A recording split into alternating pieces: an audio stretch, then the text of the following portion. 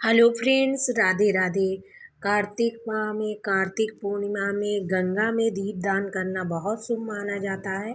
तो आजकल की भागदौड़ में गंगा में जाकर दीपदान करना इम्पॉसिबल नहीं हो पाता है। तो हम घर पर सरल तरह से गंगा तट बनाकर हम गंगा दीपदान कैसे करें।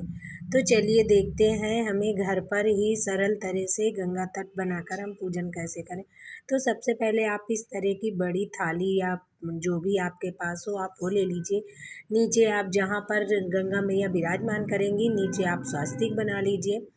आप ऊपर भी स्वास्तिक बना सकते हैं। फिर इसके बाद हमें इस दिन गंगा तट बनानी है। तो हमें सबसे पहले इस तरह हमें गंगा जल ले लेना है। थोड़ा सा हम गंगा जल डाल देंगे, गंगा का ही स्वरूप मानकर हम गंगा तट बना लेंगे। फिर हम उसमें थोड़ा सा स्वच्छ जल डाल देंगे, उससे हम इसको भर देंगे पात्र को। इसके बाद हम गंगा तट बना लिए हैं। इस तरह से हमारा गंगा तट बनकर तैयार हो जाएगा। क्योंकि कार्तिक की पूर्णिमा में देव दीपावली के दिन हमें गंगा में दीपदान करना गंगा तट में बहुत शुभ माना जाता है। इस दिन हम पूरे कार्तिक दीपदान नहीं करते हैं, तो पूर्णिमा के दिन, कार्तिक की पूर्णिमा के दिन आप दीपदान अवश्य करें। इस तरह से आप गंगा तट में, तो फिर हम गंगा तट में रोली है, अक्षत है, थोड़े से हम तिलक इस तरह से कर देंगे। फिर टीका करने के बाद हम थोड़े से अक्षत है, पुष्प है डाल देंगे। आप काला तिल भी अवश्य इसमें थोड़ा सा डालें। आप अक्षत अवश्य डालें। थोड़ा सा मिष्ठान कुछ आप डाल दें, चीनी या आप बतासे। हम इस तरह से हम मिठाई कुछ डाल देंगे। हमारा गंगा तट इस तरह से बनकर तैयार है। तो गंगा तट में हम जब दीप दान करते हैं तो हमें पत्तों के ऊपर दान करना होता है। तो हमें दीप दान करने के लिए आप पीपल के पत्ते हैं या आपको जैसे हमने मनी प्लांट के पत्ते लिए, आपको जो भी पत्ते मिल जाए आप उनमें भी दीप दान कर सकते हैं। पर पीपल के पत्ते बहुत शुभ माने जाते हैं, तो आप उसमें भी रखकर दीपदान करें। तो हम पत्ते रख लेंगे इस तरह से। और कार्तिक की पूर्णिमा के दिन हमें दीपदान गंगा तट में, गंगा जी में करना बहुत शुभ माना जाता है। आप 7, 11, 21, क्योंकि इस दिन देव दीपावली होती हैं, तो इस दिन हमें दीपदान करना बहुत शुभ माना जाता है। हमें पूरे कार्तिक के महीने का शुभ फल मिलता है, तो हमें दीपदान इस दिन अवश्य करना चाहिए।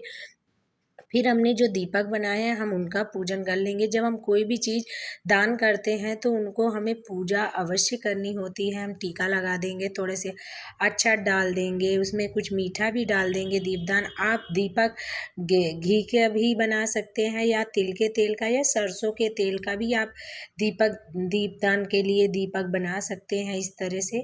फिर हम दीपक जैसे हमें गंगा में प्रवाहित करना है जो हमें दीपक, तो उसे हमें इस तरह दियाली पर नहीं रखना, हमें सीधा उनकी बाती पत्तों पर रखनी है। उसी पर हम टीका कर लेंगे, कुछ मिठाई मीठा डाल देंगे।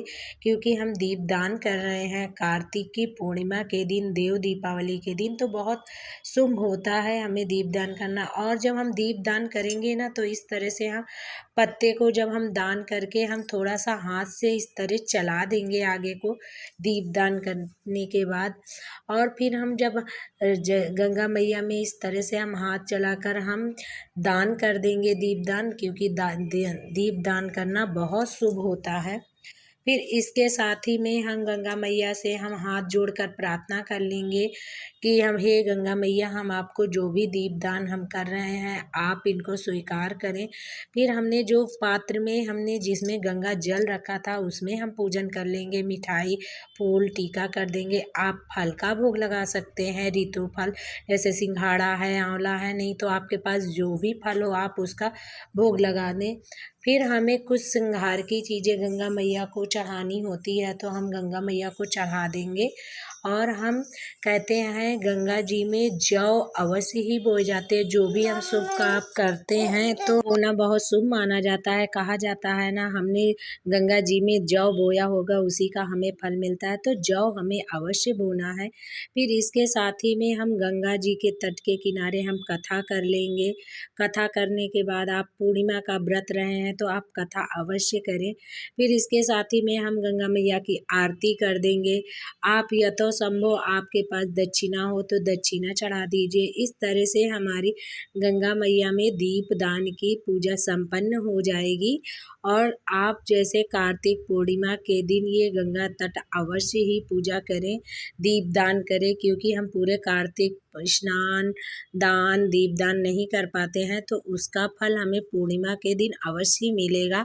और कार्तिक के पूर्णिमा